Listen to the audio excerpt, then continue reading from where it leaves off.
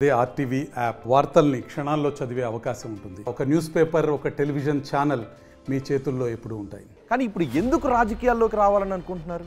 Politician కాలేదు, ఎందుకు నందికొట్కూరు నుంచి పోటీ చేయాలని? చాలా కేసెస్, బాంబ్ బ్లాస్ట్ కేసెస్, తర్వాత గన్ షాట్ కేసెస్ ఎక్కువ. సో మీరు పూర్తిగా వైద్య రంగాన్ని సేవాభావంతోనే చూస్తున్నారా? ఎందుకంటే మీరు రాజకీయాల్లోకి వస్తే ప్రజలకి ఎంత సేవ చేయగలుగుతారు అనేది ఆలోచించాలి. ఒక లెవెల్ ఆఫ్ మనీ వచ్చిన తర్వాత ఆర్దర్ని కాదు అని మీ పైన అంత నమ్మకం ఉంచడానికి కారణం ఏంటి? బైరెడ్డి సిద్ధార్థ రెడ్డి అని. నందికొట్కూరుకున్న సమస్యలు ఏంటో మీకు తెలుసా? నేను మెడికల్ కాలేజీలో చదువుతున్నప్పటి నుంచి. కానీ మీరు నాన్ లోకల్ అనే ఒక నినాదాన్ని తీసుకొస్తున్నారు అక్కడ మీ ప్రత్యర్థులు. సో నాన్ లోకల్ కానే కాదు. గెలిచిన తర్వాత, అక్కడికి వెళ్ళిన తర్వాత, ప్రజల్లో మమేకమైన తర్వాత ఏం చేస్తారు? ప్రజలు ఏ సమస్యను ఐడెంటిఫై చేస్తారు? అందుకు ప్రజలకి ప్రతిరోజు ప్రాబ్లమ్స్ వస్తూ ఉంటాయి. సుధీర్ ధార ఆయన ప్రముఖ వైద్యులు. కొన్ని వేల మందికి ఎటువంటి శస్త్రచికిత్స అవసరం లేకుండానే మోకాళ్ల నొప్పులను తగ్గించిన ప్రముఖ వైద్యులు.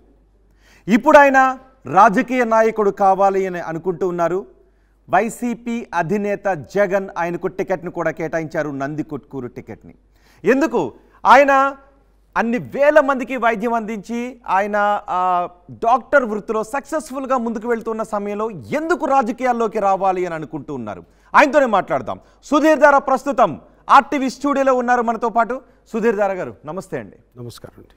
సుధీర్ ధార గారు, మీరొక ప్రముఖ వైద్యులుగా అందరికీ తెలుసు.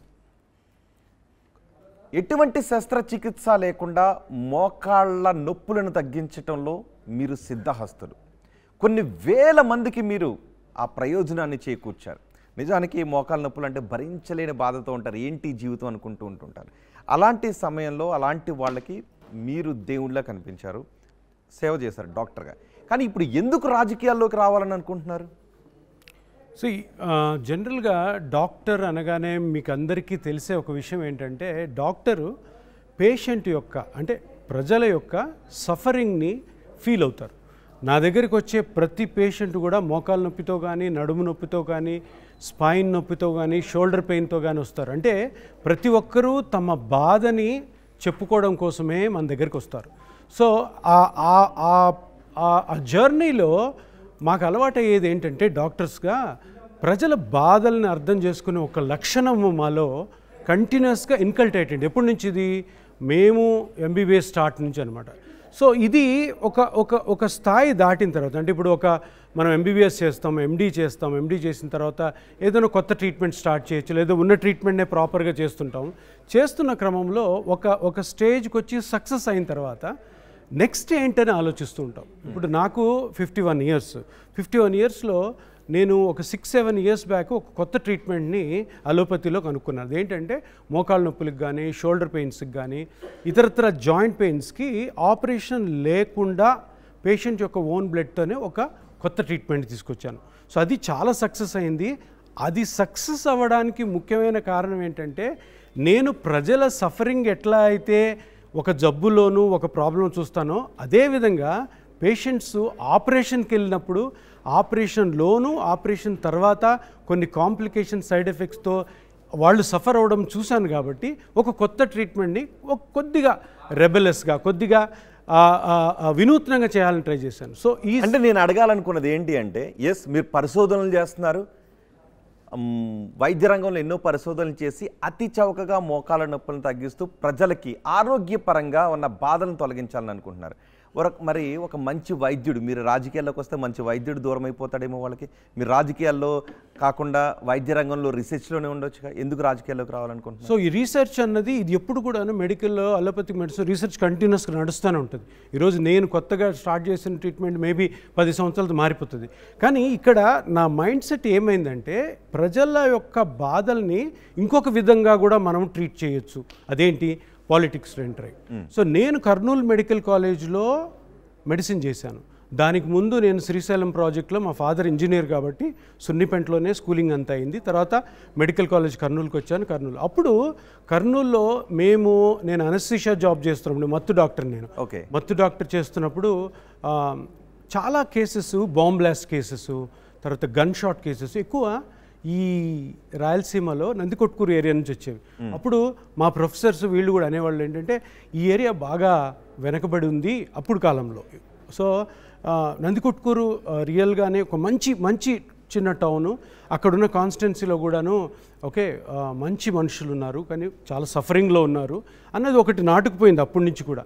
సరే, తర్వాత నేను నా వైద్య వృత్తిలో డిఫరెంట్ ట్రీట్మెంట్ స్టార్ట్ చేశాక ఒక స్టేజ్కి వచ్చిన తర్వాత ఈ రీసెర్చ్ కంప్లీట్గా ఈ ట్రీట్మెంట్లు అయిన తర్వాత ఈ ట్రీట్మెంట్లో నేను చెప్పిన సెంటర్స్ అన్నీ మనవి కంటిన్యూ అవుతున్నప్పుడు ఒక వేరే విధానం ఏంటంటే మనం పనిచేసిన ఏరియాలో, మనము చిన్నప్పటి నుంచి ఉన్న ఏరియాలో ఏదన్నా ఒక కాన్స్టిట్యున్సీలో పొలిటికల్గా రాజకీయంగా వెళ్తే ప్రజలకు ఇంకా దగ్గర అవుతాము, ప్రజల కష్ట సుఖాలని ఇంకా తెలుసుకుంటాము, ప్రజల కష్ట సుఖాలని ఒక డాక్టర్గా, అంటే అదర్వైజ్ వైద్యం కాకుండా మిగతావి కూడా మనం ట్రీట్ చేయొచ్చు, మిగతా వాటి కష్ట నష్టాలను కూడా మనం కనుక్కొని వాళ్ళకి సాల్వ్ చేయొచ్చు. ఇంకోటి వైద్యం కూడా, ఇప్పుడు నేను ఇక్కడ హైదరాబాద్లో కూర్చొని లేదంటే చెన్నైలో కూర్చొని బెంగళూరులో చూసుకొని చాలామంది ప్రజలు ఆల్ ఓవర్ ద కంట్రీ నా దగ్గరకు వస్తారు.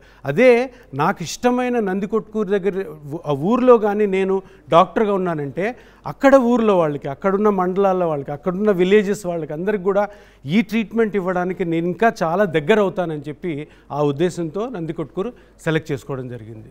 ఓకే, అంటే మీరు డాక్టర్గా ఇంత బిజీగా ఉన్నారు కదా, మరి రాజకీయాల్లో ప్రజలకు అంత దగ్గరగా ఉండగలుగుతారా మీరు ఎంత డాక్టర్గా బిజీగా ఉంటూ వైద్య వృత్తిలో?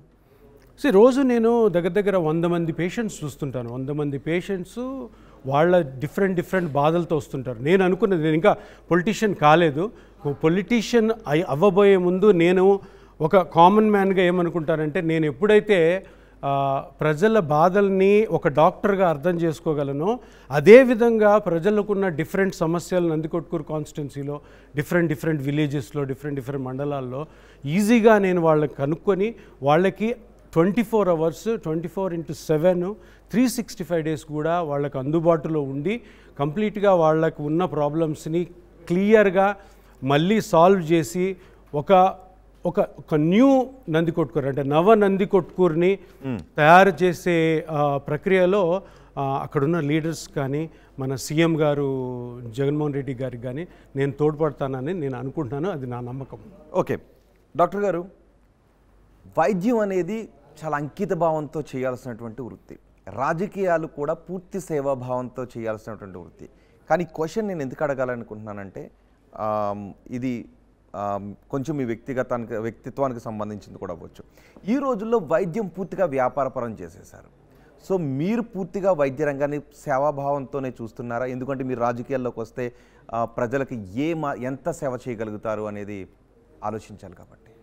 సో వైద్యులు అంటే మీరు అనుకున్నట్టు అంత కమర్షియల్ కాదు వైద్యులు. ఎందుకంటే మెడికల్లో ఎలా ఉంటుందంటే, మనము ఒకరిద్దరు ఎవరన్నా ఇటువంటి కమర్షియల్ అవుతున్నారంటే అందరు డాక్టర్లు అట్లే ఉంటారు అనుకుంటుంటాం.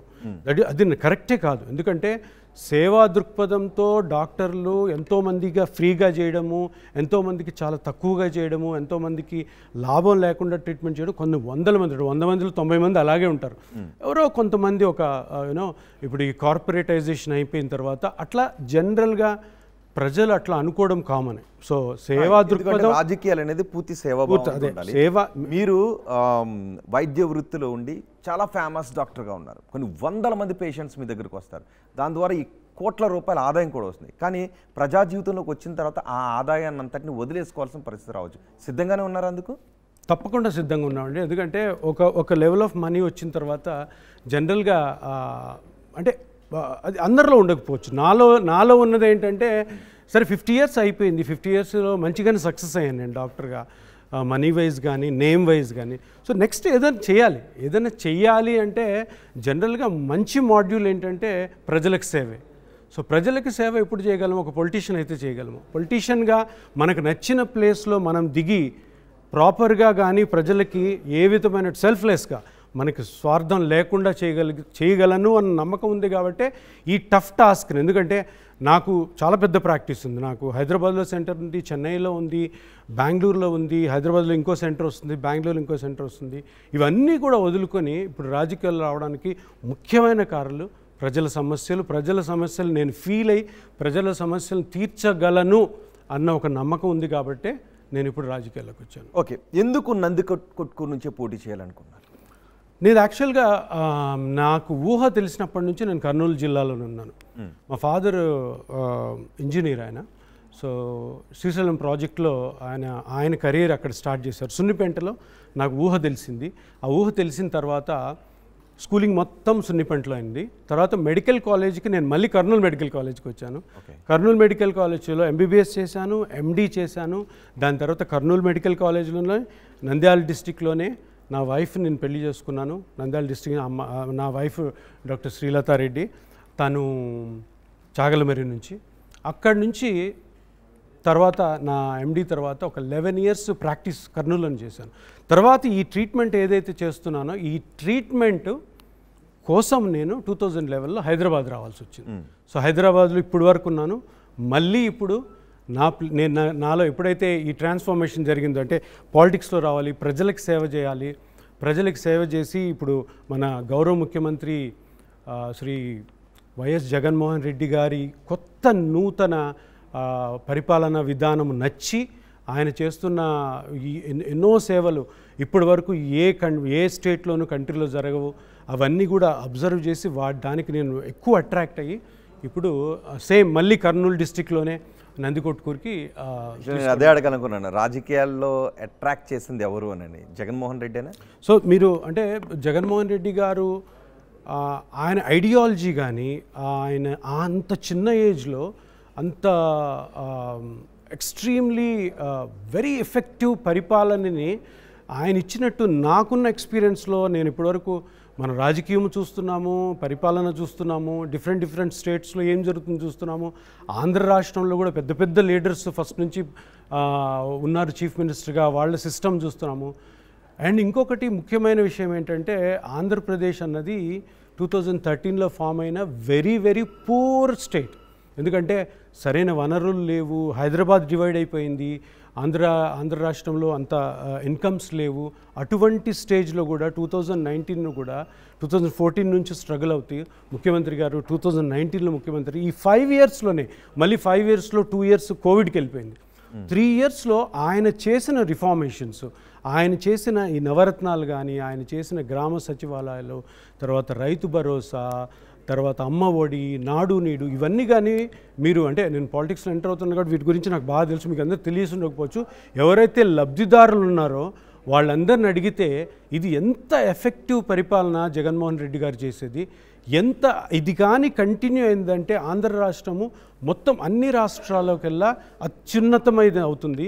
దాంట్లో డెవలప్మెంట్ చూసి చాలా రాష్ట్రాలు ఫాలో అవుతాయని గ్యారంటీగా నమ్మిన వ్యక్తిలో ఫస్ట్ నేను. అందుకనే నా డాక్టర్ వృత్తికి నేను స్వస్తి చెప్పి నేను పాలిటిక్స్లోకి రావడం జరిగింది. ఓకే, అంటే మీరు ప్రజా సమస్యల గురించి మీరు తెలుసుకుంటూ ఉంటారు, ఎందుకంటే తీరిక లేని వైద్య వృత్తిలో మీరు ఉంటారు కాబట్టి. అలాంటి సమయంలో కూడా మీరు ప్రజలు ఎదుర్కొంటున్న సమస్యలు ఏంటి అని ఎప్పుడైనా దృష్టి పెట్టారా? జనరల్గా డాక్టర్స్ ఎప్పుడైనా మా ఫ్యామిలీ మీట్స్ జరుగుతాయి, పార్టీస్ జరుగుతుంటాయి, కాన్ఫరెన్స్ జరుగుతాయి, ఎక్కువ మాట్లాడేది పాలిటిక్సే. ఓకే, పొలిటికల్ లీడర్సు అసలు మనకి ఏం జరుగుతుంది రాష్ట్రంలో, జగన్మోహన్ రెడ్డి గారి పాలన ఎట్లా ఉంది, ఇంతకుముందు సీఎంస్ పాలన ఎట్లా ఉంది, ఇప్పుడు ఏం రిఫార్మేషన్ జరుగుతున్నాయి. ఐ థింక్ అందరూ కూడా ఎడ్యుకేటెడ్ పీపుల్ జనరల్గా ఏదైనా గ్యాదరింగ్లో పాలిటిక్స్ గురించి మాట్లాడతారు. సో కంటిన్యూస్గా ఫాలో అవుతూనే ఉంటాం. ఇప్పుడు ఎప్పుడైతే నాకు ఒక 1 year నుంచి ఇలా పాలిటిక్స్లో ఎంటర్ అవుతారు, ఇంకా డీప్గా స్టడీ చేయడం జరిగింది. అండ్ జగన్మోహన్ రెడ్డి గారు ఎప్పుడైతే సీఎంగా పదవి తీసుకున్నారో అప్పటి నుంచి ఆయన పరిపాలన ఎంత అంటే ఎక్స్ట్రాడినరీగా ఉందో అది మిస్ అయ్యే సమస్య లేదు ఎవరికి. సో నార్మల్గా ఒక చీఫ్ మినిస్టర్ మారాక ఇంకో చీఫ్ మినిస్టర్, నార్మల్ పరిపాలన విధానం వేరు. జగన్మోహన్ రెడ్డి గారి స్పెషల్ ఏదైతే ఎజెండా ఉందో ఆ ఎజెండాని జనరల్గా ఇప్పుడు వరకు మనము ఎవరు కూడా చూస్తుంటారు. అది అంత కరప్షన్ లేని, కంటిన్యూస్గా ప్రజల కోసమే ఆలోచిస్తూ ఆయన పెట్టిన స్కీమ్స్ ఏవైతే ఉన్నాయో అవి యాక్చువల్లీ వరల్డ్లోనే ఎక్కడా లేవు. అంత ఎక్స్ట్రీమ్ బ్రిలియన్స్తో చేసిన ఆయన వర్క్ ఈ 5 years. సో బేసికలీ అదే అట్రాక్ట్ అయింది, అందుకని పాలిటిక్స్లో రావడం జరిగింది. ఓకే, అక్కడ సిట్టింగ్ ఎమ్మెల్యే ఆర్దర్ని కాదు అని సీఎం జగన్, వైసీపీ అధినేత జగన్ మీపైన అంత నమ్మకం ఉంచడానికి కారణం ఏంటి? సో అంటే ఆర్థర్ గారి గురించి జనరల్గా నాకు అక్కడ లోకల్ పాలిటిక్స్ ఇంతకుముందు ఏం జరిగా అంతగా ఐడియా లేదు. అంటే ఇప్పుడు హైకమాండ్ జనరల్గా మనం ఇంట్రెస్ట్ చూపించినప్పుడు ఎస్ డాక్టర్ గారు మీరు డాక్టర్స్ పాలిటిక్స్లోకి వస్తే చాలా మంచిది, హైలీ ఎడ్యుకేటెడ్ పీపుల్ పాలిటిక్స్లోకి వస్తే, పర్టికులర్ డాక్టర్స్, ఎందుకంటే మీకు రియల్గానే సఫరింగ్లో ఉన్న ప్రజల్ని ఎట్లాగా నార్మల్గా తీసుకురావాలన్న భావన ఉంటుంది. సో అందుకని మీరు రావాలన్నారు. దాని తర్వాత జగన్మోహన్ రెడ్డి గారే నాకు ఆ కాన్స్టిట్యున్సీ చెప్పడం జరిగింది. అంతకంటే పెద్దగా ఇన్ఫర్మేషన్ నాకు అక్కడున్న లాస్ట్ 5 yearsలో పాలిటిక్స్ గురించి అంతగా తెలియదు అండి. సో ఇప్పుడు సిట్టింగ్ ఎమ్మెల్యేకి సీట్ రాకపోవటం, ఇవన్నీ అక్కడ మీకు సీట్ రావటం, వాళ్ళంతా మీకు సపోర్ట్ చేస్తారని అనుకుంటున్నారా? నాకు సపోర్ట్ చేయరండి, వైఎస్ జగన్మోహన్ రెడ్డి గారికి సపోర్ట్ చేస్తారు. ఆయన స్కీమ్స్ కానీ, ఆయన ప్రజలపై చూపిన ఇంట్రెస్టు, ఆయన ఇచ్చిన ఏవైతే బెనిఫిట్స్ ఉన్నాయో దాంట్లో అక్కడ ఎవరు నిలబడినా జగన్మోహన్ రెడ్డి గారికే ఓటేయాలి. అది కాక అక్కడ జగన్మోహన్ రెడ్డి గారు తరపున బైరెడ్డి సిద్ధార్థ రెడ్డి అని ఒక యంగ్స్టర్, ఆయన యూత్ ఐకాన్ ప్లస్ ఆల్సో సాఫ్ చైర్మన్, చిన్న వయసులోనే అత్యున్నతమైన రాజకీయ పరిజ్ఞానం కలిగిన, ఇప్పటివరకు నేను అటువంటి వ్యక్తిని చూడలేదు. ఎందుకంటే ఆయన 30 yearsలో ఆయన మాట్లాడే విధానం, ప్రజల పట్ల ఆయనకున్నటువంటి ఇంట్రెస్టు, కాన్స్టిట్యున్సీ డెవలప్ చేయాలని ఆయన ఎంత తహతాలాడుతుంటారు. అండ్ అంత చిన్న వయసులోనే ఎంతమంది ప్రజలకి ఒక ప్రియతమ నాయకుడు అయ్యాడో మీరు నందికొట్టుకు వెళ్తే తెలుస్తుంది. సో చాలామంది ఇంటర్వ్యూస్లో కూడా మనం చూస్తుంటాము. సో సిద్ధార్థ రెడ్డి గారి సహకారంతో, మన ప్రియతమ నాయకులు జగన్మోహన్ రెడ్డి గారి ఆశీస్సులతోనే నేను నందికొట్కూరు సెలెక్ట్ చేసుకోవడం జరిగింది. అండ్ వాళ్ళిద్దరి సహకారంతోనే నందికొట్కూరు ప్రజలకి ఎంత బెటర్గా చేసి ఒక నందికొట్కూరు, ఒక కొత్త నందికొట్కూరుని నేను జగన్మోహన్ రెడ్డి గారికి ప్రజెంట్ చేయడమే నా ముఖ్య ధ్యేయం. ఓకే, మీరు డాక్టర్ కాబట్టి వైద్యులకు ప్రాణం పోయటమే డాక్టర్లకు తెలిసింది. కానీ కుళ్ళు, కుతంత్రాలు, ఎత్తులు, పై ఎత్తులు ఇవన్నీ రాజకీయాల్లో మనం చూస్తుంటుంటాం. మరి ఇవేమీ లేని మీరు రాజకీయాల్లో నెగ్గుకు రాగలనని అనుకుంటున్నారా? అంటే ఇవన్నీ యాక్చువల్లీ మీరు చెప్పినట్టు నాకు ఎక్స్పీరియన్స్ ఏం లేదు. ఈ కుళ్ళు, కుతంత్రాలు ఇవన్నీ ఉండొచ్చు, నేర్చుకుంటాం, ఏం జరుగుతుందో చూస్తాం. అంటే కుళ్ళు, కుతంత్రాలు ఉంటే దానికి దూరంగా ఉంటాము. మనము దిగిన ఫోకస్ పాయింట్ ఏంటి అంటే ప్రజలు.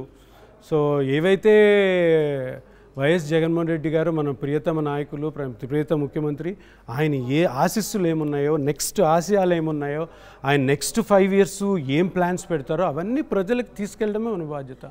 సో నాకు ఒక మంచి లీడర్ ఉన్నారు అక్కడ, పెద్ద లీడరు బైరెడ్డి సిద్ధార్థ రెడ్డి గారు. ఆయన సహకారంతో, జగన్మోహన్ రెడ్డి గారి ఆశీస్సులతోటి ఈ కుళ్ళు కుతంత్రాలకు దూరంగా ఉండి ఇంకా బాగా డెవలప్ చేయాలని చెప్పి, అంటే అంటే నేను డాక్టర్గా, హైలీ క్వాలిఫైడ్గా, ఒక సక్సెస్ఫుల్ డాక్టర్గా నేను ఒక డిఫరెన్స్ చూపించాలి ఒక కాన్స్టిట్యున్సీలో. అంటే చీఫ్ మినిస్టర్ గారు నా మీద పెట్టుకున్న నమ్మకాన్ని 100 రెట్లు ఎన్హాన్స్ చేసి చూపించడమే నా యొక్క ముఖ్య ఉద్దేశము పాలిటిక్స్లో రావడం, నందికొట్కూరు సెలెక్ట్ చేసుకోవడం. సుధీర్దార్ గారు, వైద్య వృత్తిలో బిజీగా ఉన్నారు కదా, సో ఇప్పుడు మీరు నందికొట్కూరు నుంచి ఎమ్మెల్యే కావాలని అనుకుంటున్నారు. ఏంటి నందికొట్కూరుకున్న సమస్యలు ఏంటో మీకు తెలుసా? ఏం చేస్తారు నందికొట్కూరు నియోజకవర్గ ప్రజలకి? నేను ఇంతకుముందు మీకు చెప్పాను కదా, నేను మెడికల్ కాలేజీలో చదువుతున్నప్పటి నుంచి, ఎంబీబీఎస్ చదువుతున్నప్పుడు, అంటే నా వయసు అప్పుడు 19 ఏళ్ళు 20 అప్పటి నుంచి కూడా నందికొట్కూరులో ఉన్న సమస్యలు కానీ, నందికొట్కూరులో నుంచి చాలామంది డాక్టర్స్ మా ఫ్రెండ్స్ ఉన్నారు, నందికొట్కూరు పేషెంట్స్ వస్తుంటారు,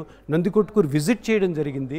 నేను చేసే అనస్థీషియా ప్రాక్టీస్లో ఎవ్రీడే నేను నందికొట్కూరు వెళ్ళి అక్కడ హాస్పిటల్స్లో సర్జరీస్కి అనస్థీషియా ఇచ్చేవాడిని. ఓకే. సో అప్పటి నుంచి కూడా ఇప్పుడు డిఫరెంట్ ప్లేసెస్, పగిడాల నుంచి పేషెంట్స్ వస్తారు, ముచ్చుమర్రి నుంచి పేషెంట్స్ వస్తుంటారు, జూపాడ బంగ్లా నుంచి పేషెంట్స్ వస్తుంటారు, ఇంకా చాలా ప్లేసెస్ ఉన్నాయి. అన్ని ఊర్లతో కూడా సుపరిచితం అనమాట. నాకు ప్రాబ్లమ్స్ అన్నీ కూడాను ఇండైరెక్ట్గా డైరెక్ట్గా ఎప్పుడూ నాకు తెలుస్తూనే ఉండేవి.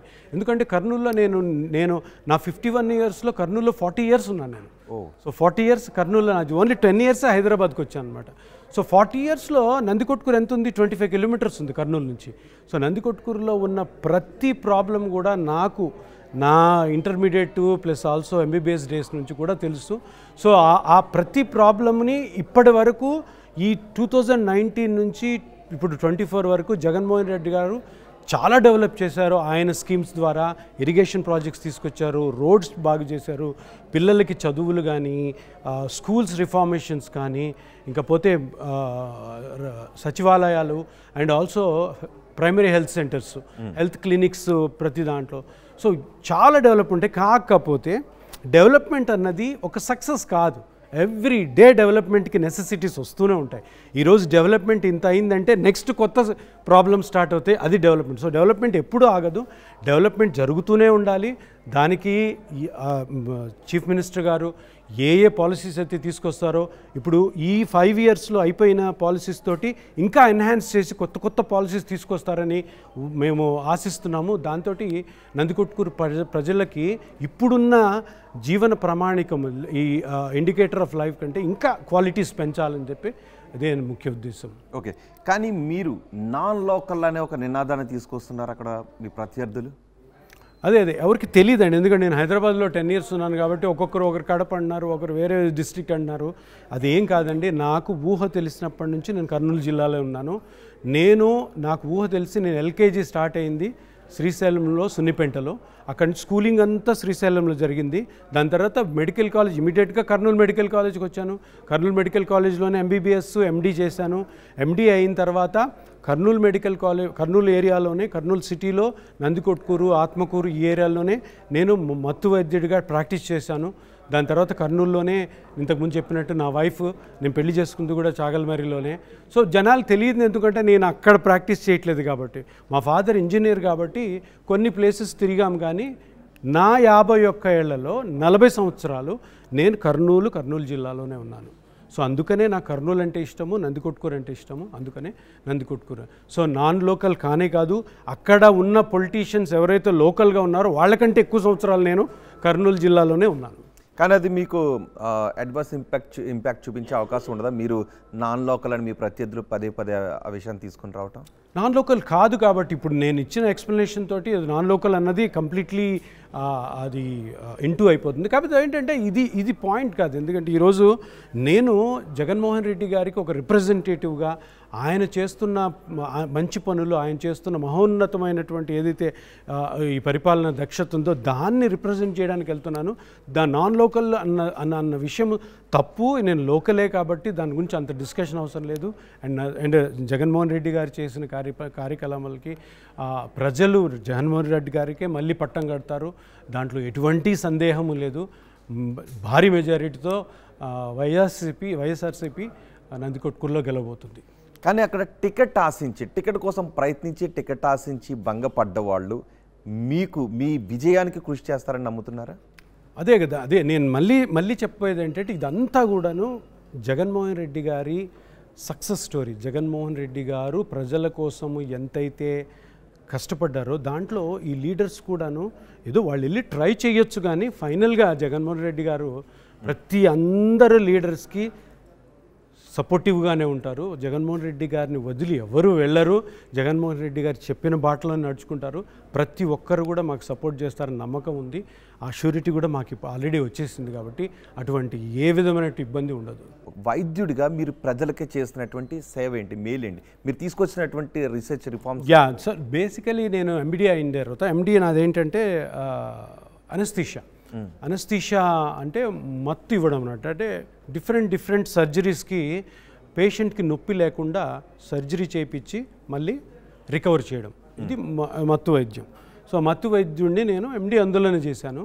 కాకపోతే సర్జరీ చేస్తున్నప్పుడు ఎక్కువ సర్జరీలో వాళ్ళు ఏదో కట్ చేసి ఆపరేట్ చేస్తుంటారు, కానీ బాడీ యొక్క మొత్తం పేషెంట్ యొక్క వైటల్స్ అంటే బ్లడ్ ప్రెషరు, తర్వాత వైటల్స్, పల్స్ రేటు, సాచురేషన్స్ ఇవన్నీ మెయింటైన్ చేస్తూ సేఫ్గా సర్జరీని చేయించడం మా బాధ్యత.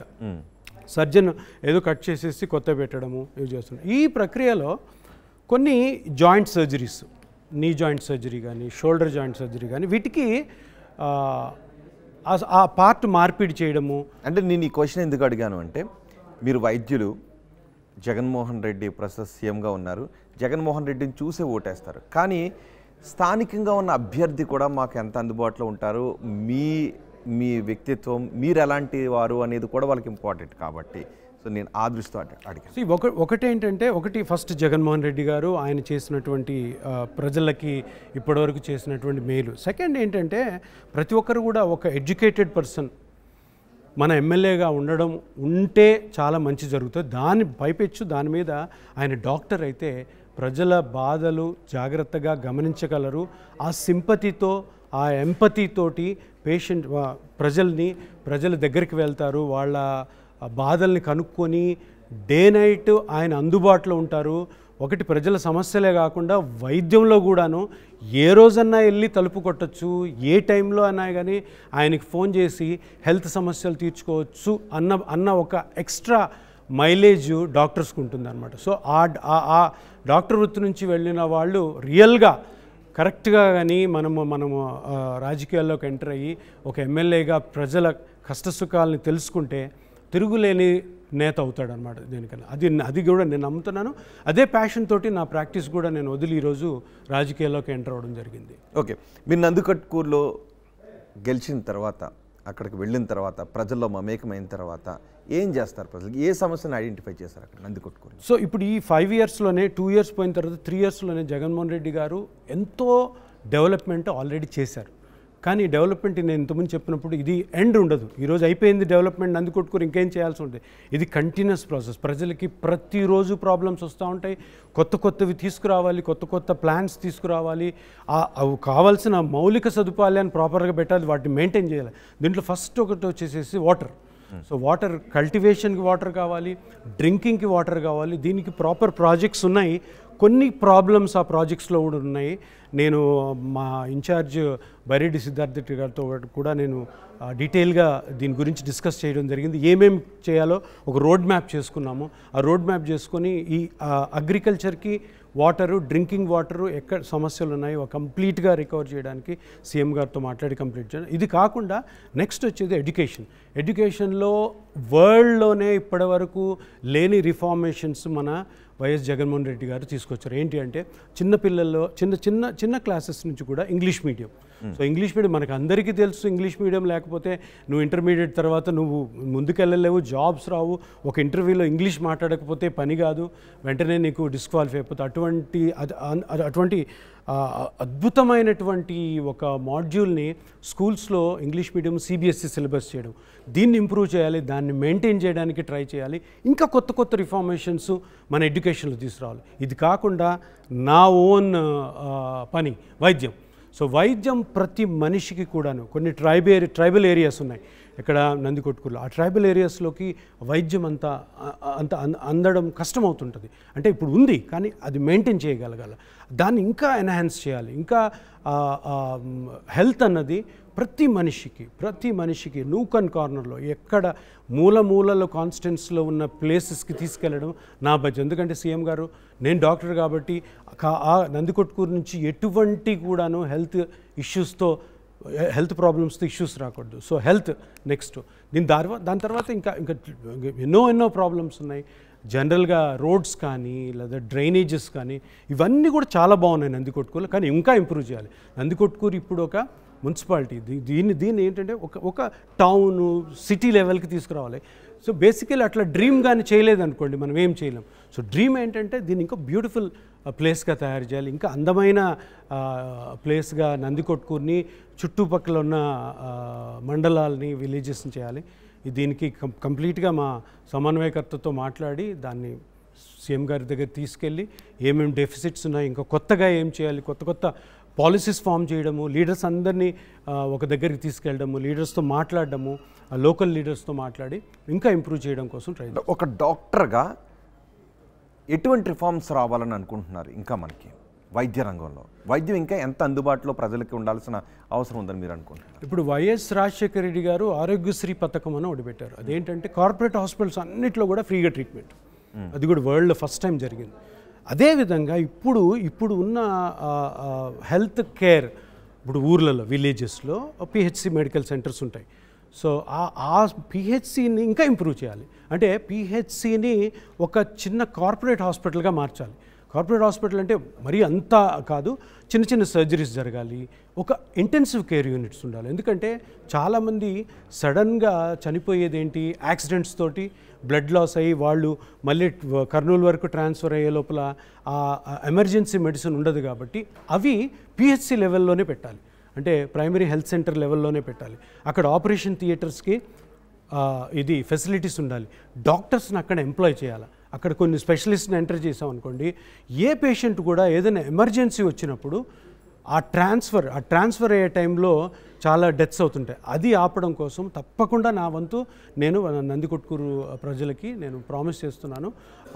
ప్రతి పిహెచ్సి, ప్రతి ప్రైమరీ హెల్త్ సెంటర్లో కూడాను ఇంకా ఫెసిలిటీ ఇంక్రీజ్ చేసేసి, సో అక్కడికి డాక్టర్స్ని తీసుకొచ్చి, సో ఏ ఎమర్జెన్సీ ఉన్నా కూడా పేషెంట్కి ఇమీడియట్ ప్రైమరీ ఎయిడ్ అక్కడ అయిపోయి సేఫ్గా హయ్యర్ సెంటర్స్కి ట్రాన్స్ఫర్ చేసేటట్టు. ఓకే, మీరు జగన్మోహన్ రెడ్డిని కలిసినప్పుడు ఏం మాట్లాడారు? జగన్మోహన్ రెడ్డి గారిని కలవడం అన్నది ఒక అదృష్టము. అండ్ ఆల్సో ఆయన రిసీవ్ చేసుకునే విధానం కానీ, ఆయన మాట్లాడే విధానం కానీ, ఆ రోజు నేను 6 o'clock కలిశాను. అంటే పొద్దునుంచి చాలా మీటింగ్స్ చేశారు, బట్ అప్పటికి కూడా ఫ్రెష్గా ఉన్నారు, చక్కగా రిసీవ్ చేసుకొని సుధీర్ రా అని చెప్పి, మీరు ఏం ట్రీట్మెంట్ చేస్తుంటారు, మీరు ఏంటని ట్రీట్మెంట్ అని అడిగారు. కానీ ఒకటి చెప్పింది ఏంటంటే, సుధీర్, నందికొట్కూరు రాయలసీమలో నాకు చాలా ఇష్టమైన కాన్స్టిట్యున్సీ, నియోజకవర్గం. దీన్ని ఒక డాక్టర్గా నీ చేతిలో పెడుతున్నాను, చాలా జాగ్రత్తగా ఈ ప్రాంతాన్ని డెవలప్ చేయాలి. బైరెడ్డి సిద్ధార్థ రెడ్డి అనే యూత్ ఐకాన్ అక్కడ ఉన్నాడు, ఆయన చాలా డెవలప్ చేశాడు. మీరిద్దరు కలిసి ఒక సమన్వయంతో ఈ నందికొట్కూరుని ఒక లెవెల్కి తీసుకెళ్ళాలి. ఎటువంటి డిస్టర్బెన్స్ రాకుండా నియోజకవర్గంలో అందరినీ కలుపుకొని పోవాలి. మీరిద్దరు కలిసి థంపింగ్ మెజారిటీ తోటి వైఎస్ఆర్సీకి నందికొట్కూరు నియోజకవర్గం నుంచి ఒక విజయాన్ని ఇవ్వాలి అని చెప్పి. Thank you very much Sudheer దారా గారు. ఆర్టీవీ స్టూడియోకి వచ్చి మీకు నందికొట్కూరు టికెట్ జగన్మోహన్ రెడ్డి ఎందుకు ఇచ్చారు, అక్కడ ప్రజలు మిమ్మల్ని ఎందుకు గెలిపించాలి అనే విషయాల గురించి చెప్పినందుకు, మొత్తానికి డాక్టర్గా వైద్య సేవలు అందిస్తున్నారు, ఒక సక్సెస్ఫుల్ డాక్టర్గా కొనసాగుతున్న సుధీర్ దారా ఎందుకు రాజకీయాల్లోకి రావాలనుకుంటున్నారో చాలా క్లియర్గా చెప్పారు. ఆయన ప్రజలకు మరింత వైద్యం అందించాలనే ఉద్దేశంతోనే, ప్రజలకు మరింత సేవ చేయాలనే ఉద్దేశంతోనే కోట్ల రూపాయల ఆదాయానికి అవకాశం ఉన్నప్పటికీ కూడా ఆయన వైద్య రంగంలో ఆయన హాస్పిటల్స్ వేగంగా విస్తరిస్తున్నప్పటికీ కూడా కేవలం అవన్నీ వదిలి ప్రజలకు సేవ చేయాలనే ఉద్దేశంతోనే నందికొట్కూరు నుంచి పోటీ చేయాలని అనుకుంటున్నాను అని సుధీర్ దారా చెప్తున్నారు. అంతేకాదు నందికొట్కూరు ప్రజలకు నిరంతరం వాళ్ళ గుమ్మం దగ్గరే వైద్యం 24 గంటలు అందుబాటులో ఉంటుంది ఆయన గెలిచినట్లయితే అని సుధీర్ దారా చెప్తున్నారు. ఖచ్చితంగా జగన్మోహన్ రెడ్డి ఆంధ్రప్రదేశ్కు చేసినటువంటి సంక్షేమ పథకాలు ఖచ్చితంగా ఆయనను నందికొట్కూరు నుంచి ఎమ్మెల్యేగా గెలిపిస్తాయని ఆశాభావాన్ని వ్యక్తం చేస్తున్నారు. థ్యాంక్ యూ వెరీ మచ్ అండి సుధీర్ దారా గారు. ఇవి నందికొట్కూరు వైసీపీ ఎమ్మెల్యే అభ్యర్థి సుధీర్ దారాతో ఆర్టీవీ ఇంటర్వ్యూ విశేషాలు. తాజా సమాచారం కోసం చూస్తూనే ఉండండి ఆర్టీవీ. మరిన్ని వీడియోస్ కోసం ఛానల్ ని సబ్స్క్రైబ్ చేయండి, లేటెస్ట్ అప్డేట్స్ కోసం వాట్సాప్ ఛానల్ ని ఫాలో చేయండి, అండ్ లింక్ డిస్క్రిప్షన్ లో ఉంది.